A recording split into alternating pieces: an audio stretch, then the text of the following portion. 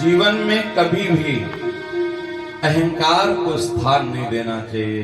अगर अहंकार करोगे तो आपका पतन हो जाएगा। एक बार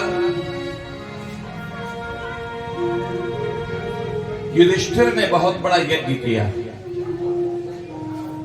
जैसे ही कहा युधिष्ठिर ने बहुत बड़ा यज्ञ किया, परीक्षित जी महाराज प्रश्न करे। युधिष्ठिर जी तो सदैव कोई न कोई यज्ञ करते रहते थे, अब तो यज्ञ की परंपरा ही लुप्त हो गई। नहीं तो हर गांव में कोई न कोई संत यज्ञ कराते ही रहते थे। एक बार यज्ञ को करने का निश्चय किया। सभी राजाओं को, महाराजाओं को निमंत्रण भेजा जाने लगा। राजा परीक्षित ने कहा, गुरुवर मैं कोई तर्क तो नहीं करता, लेकिन आप एक बात हमें बताइए, ये भगवान जब जब जन्म लेकर के आते हैं तो ये पक्ष और विपक्ष की बात क्यों करते हैं? तो बोले भगवान बड़े करुणा वरुणालय हैं, क्षमा करने वाले भगवान, किसी के पक्ष और विपक्ष में नहीं जाते, धर्म और अधर्म का ध्यान रखते हैं। जो धर्म के मार्ग पर है उसके साथ भगवान है, और जो अधर्म के मार्ग में है उसके खिलाफ भगवान है, और भगवान कुछ नहीं करते। युधिष्ठिर ने बहुत बड़ा यज्ञ किया, और यज्ञ जब संपन्न हो गया तो यज्ञ में सहयोग करने वालों का सम्मान किया जाता है, उनका धन्यवाद किया जाता है। अब ये हुआ कि इसमें सर्वश्रेष्ठ धन्यवाद का जो बुके हैं वो किसको प्रदान किया जाए? तो भगवान श्री कृष्ण की याद आई युधिष्ठिर जी को, और सबने कहा, पांचों पांडवों ने मिल करके, कि ठाकुर जी ने बड़ी सेवा करी है। क्यों?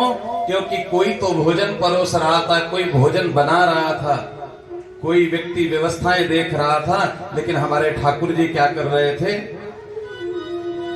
लोगों के जहां जूते चप्पल लगे हुए थे वो व्यवस्थित कर रहे थे, लोगों के चरण धुलवा रहे थे। ये सेवा कोई लेने को तैयार नहीं होता है। और चरण सेवा का तात्पर्य ही ये है कि आप अपने अहम को पृथ्वी पर उतार रहे हो, अपने अहंकार का समन कर रहे हो। और जैसे ही कहा कि भगवान का पूजन किया जाएगा, वैसे ही वहां पर बैठा हुआ शिशुपाल क्रोध कर बैठा। इस ग्वाले का पूजन होगा, इस गवारिये का पूजन होगा, इसकी मां का पता नहीं, पिता का ठिकाना नहीं, ये कहीं का राजा भी नहीं,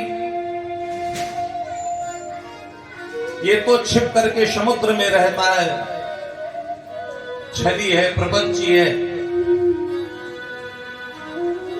भीम ने गदा उठा ली, कन्हैया ने इशारा करके रोक दिया, दादा आपको पता नहीं, ये भी मेरे बुआ का ही बेटा है, और मैंने अपनी बुआ को वचन दिया है, इसके 100 अपराध क्षमा कर दूंगा।